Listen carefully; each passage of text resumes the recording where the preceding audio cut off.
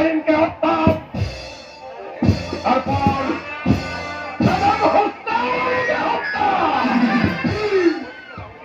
তারপর এই দুর্গিন কার পথ হবে একেবারে পরিষ্কার।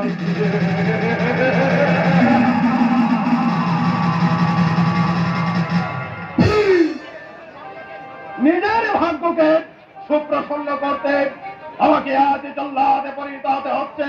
তাই তো আজ যেমন করে হোক চলে বলে করে সিজাদার জামালকে হত্যা করে এই মসনদে আমাকে অধিষ্ঠিত করতেই হবে। নইলে আমার প্রাণে শান্তি নেই। অশান্ত দাবানলের আগুন আমার এই মুখের দাও দাও করে চলছে।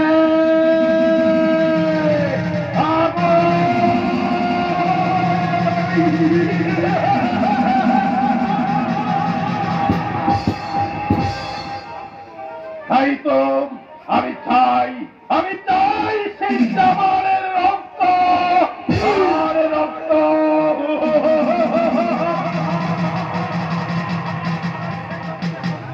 আর সেই রক্তে হাবুডা মুখে আমার লক্ষ্যস্থানে আমাকে পৌঁছতেই হবে। পায়ের শৃঙ্খল ভেঙে দিয়ে এই বিজয়ের মুকুট আমার মাথায় পড়তেই হবে, পড়তেই হবে।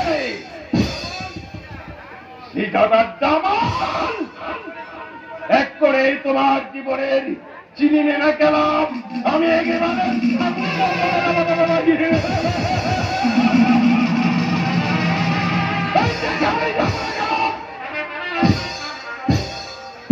মাটি নিশ্চিত হলে আমি তোমাকে টেনে বের করে আমার ইচ্ছার বাড়ি আঘাতে তোমার মাথাটা আমি ছিন্ন ভিন্ন করে দেব।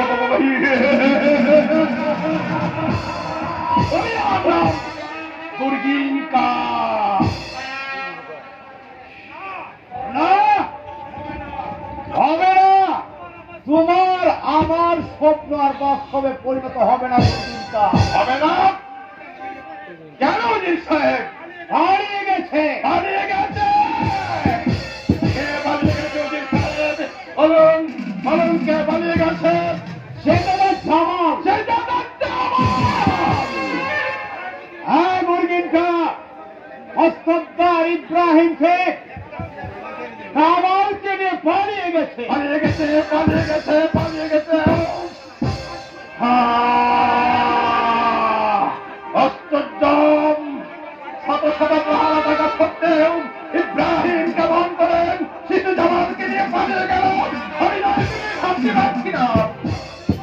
আমিও তো ধরে পাচ্ছি মুরগিনটা ওই বেঈমান ইব্রাহিম।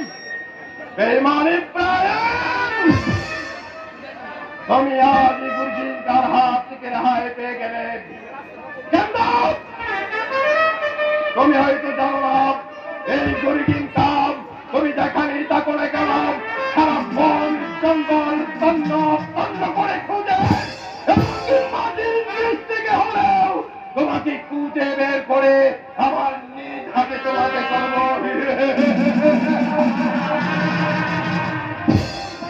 ভুল হয়ে গেছে মুরগিনটা। ভুল? হ্যাঁ ভুল হয়ে গেছে। কি বলতে চান আপনি? ইব্রাহিমকে বিশ্বাস করাটা আমাদের মুখে উচিত হয়নি। আমাকে হত্যা করার পূর্বে ওই ইব্রাহিমকে হত্যা করা আমাদের উচিত ছিল। এ ব্যাপারে আপনি নিশ্চিন্ত থাকুন।